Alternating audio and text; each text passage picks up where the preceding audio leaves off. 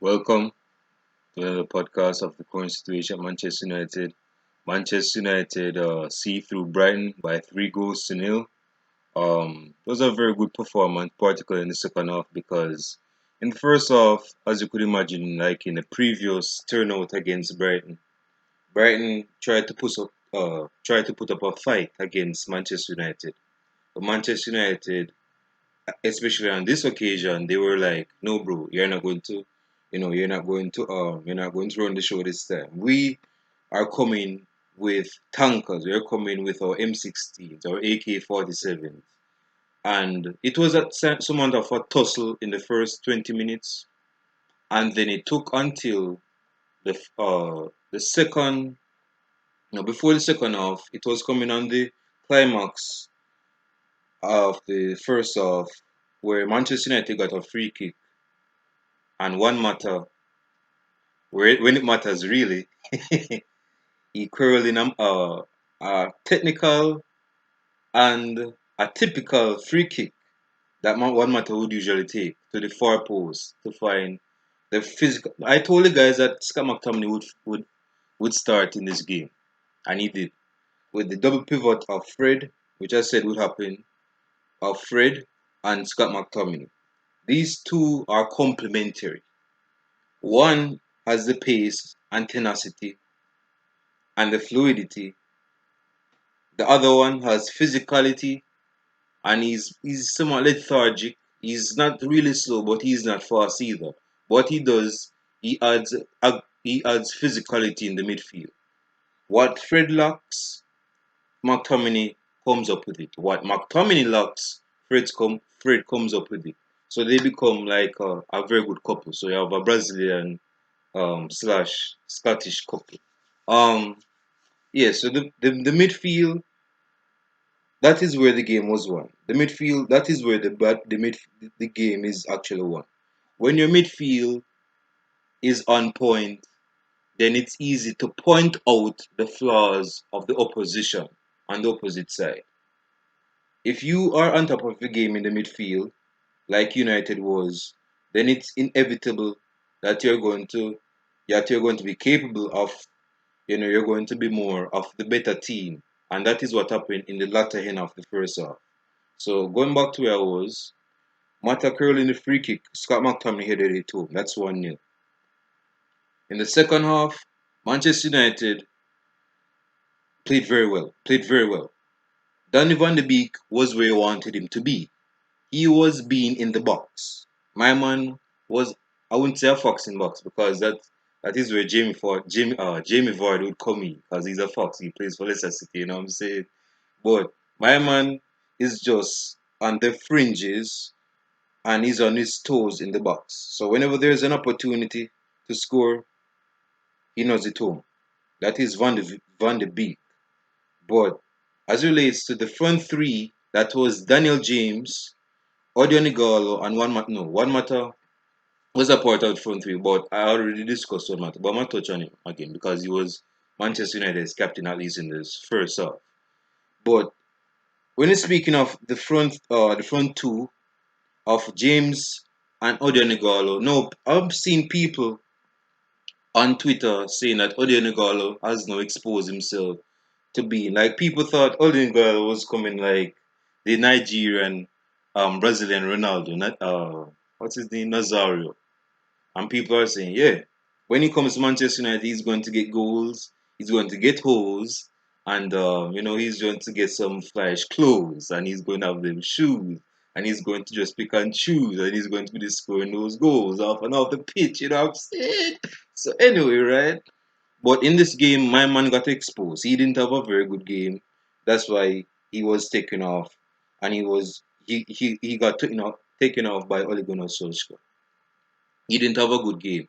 And that is going to plant seeds into a lot of Manchester United fans, particularly those that didn't see Odion Igalo played at Watford. People are going to know that what Watford, when they had Igalo, was just Igalo. Not because Igalo supported Manchester United when he was smaller, means he has a leeway or a freeway on the highway to not being criticized. No, that's not the show, bro. That's not how we run things around here. That's not the routine. That's not the routine. My man played diabolical. My man didn't have a colossal, very good game, so that's why he came off. Odenigalo should not renew. Well, not that he should not. Well, if he wants to, but Manchester United should not renew Odenigalo's contract, and that's nothing against him. It's just that his standard of being a player is not in sync or in line with being at Manchester United. That's why he was taken off to the sideline in the second half. He's not Manchester United's. He's not a standard player for Manchester United. This is not your king. This should not be your king. This should not be your backup to the French king. This should not be Martial's substitute. That he was getting slated by Twitter fans. I don't know if you guys can hear the rain, but I guess that's why Odin got out of bad game. But anyway, right? I mean, rain was falling probably that's it. But anyway, right? Odenigalo didn't have the best of games. This was probably his worst game. People are saying, yeah, thanks for the two Lewandowski goals against us, but it's time to go. I ain't go call no names. I ain't no claim no fame to their names, so I ain't go name their names. But my man had his. I'm gonna just come off Igalo because I actually like Igalo. Daniel James, I said this on Twitter. Daniel James, I believe he's somewhat. I don't think all his dogs are barking up here. I don't think his elevators are in sync in moving up and down. I think something is wrong with Daniel James up here, so. And I don't know if that is, it probably is, but it's having some issues with him on the pitch. My man is making certain decisions on the pitch which would allow the average person to question his mentality and his frequency of thoughts. When he's on the ball, he's not making the best of choices. In the second half, my man was like jogging with the ball at his feet, and then someone just got frustrated with him and just push him down. That that we don't need those we don't need that. We already have Rashford for that. We don't need a player that's semi-retarded on the pitch that just uses his pace to exploit space and score a goal. That is not proper football, and that's where he's getting exposed. Daniel James is good as a cameo performer. Put him on in the 70th minute. Because against tired legs is just going to look like Bugs Bunny against elderly persons on the street. He's going to just go through because they are the players that played both halves and they are tired. So when Daniel James come on, fresh legs, he's going to exploit that. But even that, he needs to have some tactics. He needs to be tactful in his play, in his display, the way how he plays football. So Daniel James again. I'm not sure if I'm going to give a rating. I might, but stick out for that. Danny Van de Beek, yeah, he had a very good game, very good assist for one matter as well. Paul Pogba came on. Paul Pogba came on. Hey, my man from France. They say never have no chance. I mean, that's for Martial, but Martial is a big friend of Pogba, so any uh any chance of Martial is any chance for Pogba. So my man came and in the second half, and then people were trying to have a laugh. Like, why is he coming on? I thought he had COVID a couple weeks ago, bro. He ain't go have no good game. You know what I'm saying? He came on, he had a few touches, boom, boom, boom. Free kick, boom. He scored a free kick off the post and it went in.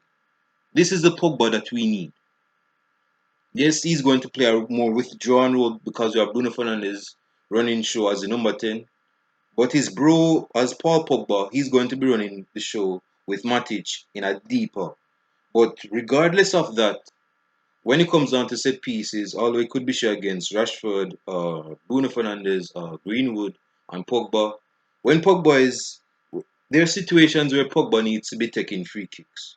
Granted that Rashford can knock in a couple knuckleballs, but when it comes on to like certain free kicks in an area, Pogba can actually take free kicks. Pogba can actually take free kicks. So that is a very good goal that will improve and bolster Paul Pogba's confidence. Dean Koons had a clean sheet. I mean, he was colossal between his sticks. He's Dean Koons for a reason now. Um, Eric Bay, Eric Bay just come from the Bay, from the West Coast in Ivory Coast. Yeah, my man, yeah, he was very solid. You can't pass Eric Bay that easily. But he needs to work. Again, he needs to know when to go and when to pull back. My man is just, man is he's just like a Rottweiler. That is just wild. But yeah, Harry Maguire didn't play in this game, which was quite surprising to me. I put him in my starting 11. Lindelof played and he had a very good game. This is what I'm talking about. You need complement. You need players to complement each other. I ain't gonna make this video any longer, but you need a player that has tenacity and speed with the same comparison of Scott McTominay and Fred. You need the same thing in the defense. Eric Bailly has the pace, the tenacity. Lindelof is not that tenacious, although they call him Iceman for a reason. He's somewhat tenacious, but that's not his main MO. That is not his claim to fame. Lindelof has tenacity, but that is not his reality really. His game plan is to just be calm and composed and he can play ball from the back. Bay has the pace, the physical. Bay is more physical, Lindelof is more of the technical. Brandon Williams had a decent game. I would expect him to start. I know. Not no, bro. I'm on a rant right now. Dalot got a game, but the reason this is why Ole Gunnar Solskjaer is not really playing Ole and not Ole. This is the reason why Ole Gunnar Solskjaer is not playing Dalot, and it's not because Dalot is dating Ole Gunnar Solskjaer's daughter, or Ole has Ole Gunnar Solskjaer has Dalot news. That's not the reason. Maybe that is the reason, based on what I'm concerned with, but I don't think that is. He has made defensive errors that has led other players from Brighton to expose him and come in the box. Defensively, he's a suspect. He has defensive deficiencies. He has deficiencies in his defensive display. And if he has defensive deficiency display, then he cannot play. He needs to work on that on the training ground so that he can come around in town next time and actually don't make those mistakes again because he's been exposed a few times and we cannot allow that from our right back. People are saying he should be playing more for right winger, and I wouldn't really follow through on that assertion or assumption or an opinion, but he needs to work on his game plan.